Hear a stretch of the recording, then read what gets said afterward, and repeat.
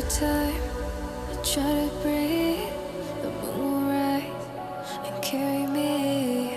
For I've loved and I have died. So I won't hold back, and you should know that what's never gone just have regrets. So I won't go back. Oh, Lord, guide me to forget the time I lost with no regrets. And the moon shine back again. And the moon shine back again. When I drove down to Abyss, while I blame the world's neglect, Lord, I shine right back again.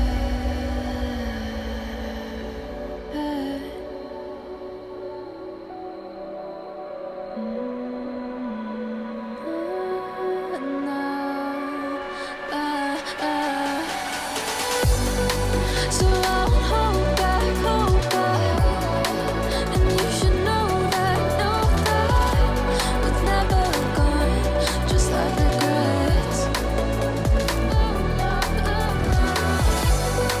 So I won't go back. Oh, Lord, guide me to forget the time I lost with no regrets.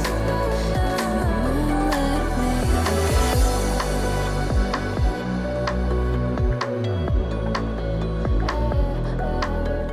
Melina.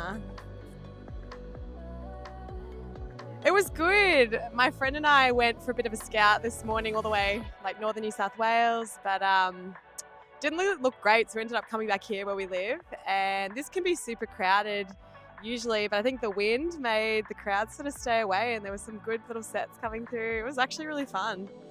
Good. It's one of the best waves, I feel, on the coast. It's just the crowds are full on. So I like to get out in northern New South Wales a lot and just sort of get away from that. But it is the holidays, and yeah, it's a great wave. So it was still fun. It was good. Yeah, definitely. It's a couple minutes down the road. It's a beautiful wave. It's usually a mid-length sort of longboard spot, but when the swell gets up, like, it's super fun, this spot, especially after the cyclone. I feel like there's a couple pockets you can sit, and just epic little wave.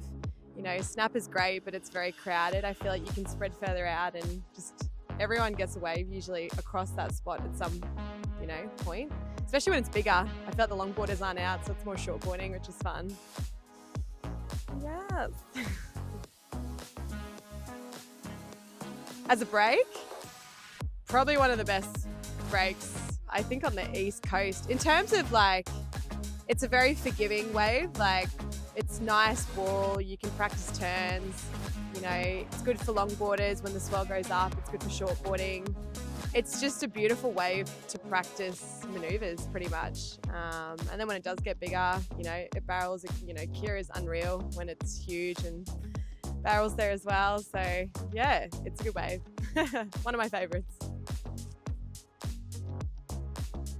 Probably about 5 years now. Yeah, I'm actually from the city in Brizzy originally, but moved down here because, yeah, I learned to surf and absolutely loved it. So surfing changed my life pretty much. And I think any surfer you meet, it's a massive therapy thing. You know, when you're out there, nothing else exists, and it's good exercise. The water's amazing. Like, yeah, it's therapeutic.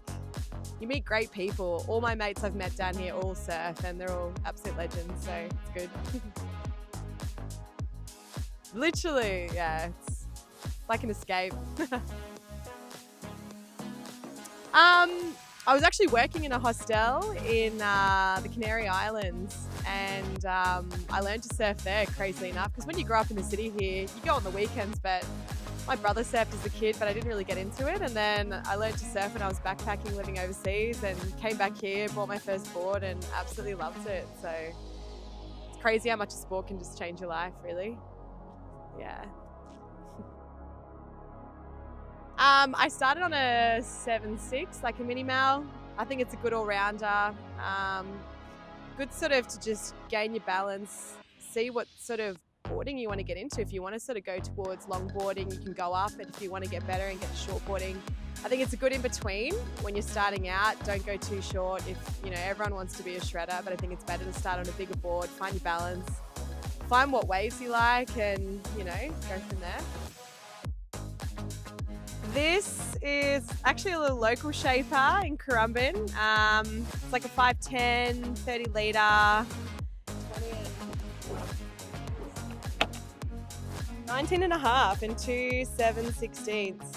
This guy's awesome. I had this board made about 8 months ago, and it's pretty much all I ride now. I love it. Yeah, just good board to progress on, but still forgiving paddling into waves. So I think when you don't start as a kid, it's hard to progress, and I'm sort of in that intermediate sort of stage where I'm wanting to just master sort of turns much better. So this has been a really good progression board for me. So yeah, hopefully one day I'm absolutely shredding, but wish I started younger. Oh, that's really hard. I think Cabarita, I've had some epic surfs. Here as well, when the swell's up, it's just unreal. And when it gets quite big, the crowds aren't as big because there's so much sweep. So I feel like the walls when there is swell are just so beautiful. This is a great spot. Where else I would recommend? I'm trying to think. I honestly think New South Wales, I've got a van, and just cruising that coast and find your own little bank. I won't reveal too many secrets, but I love finding my own little beach break. Just a little wave to yourself, something at A-frames, rights, lefts, I don't know. You just gotta hunt for it, and that's half the fun in surfing. And I think learning and understanding the waves, what they're doing, and just that progress throughout the years, understanding how a wave breaks, the mechanics of it, and challenging yourself on different breaks. So I just love driving my van along that east coast, and there's waves all along that coast. You just got to find the little pockets and secrets. I am going to the Maldives next year for a little trip, and hopefully Morocco as well, because I'm keen to always wanted to go to Morocco and Egypt, and there's surf there too, so keen to go check that out. And Maldives is meant to be epic, so I'm doing a little boat charter for 10 days there. So yeah, somewhere different.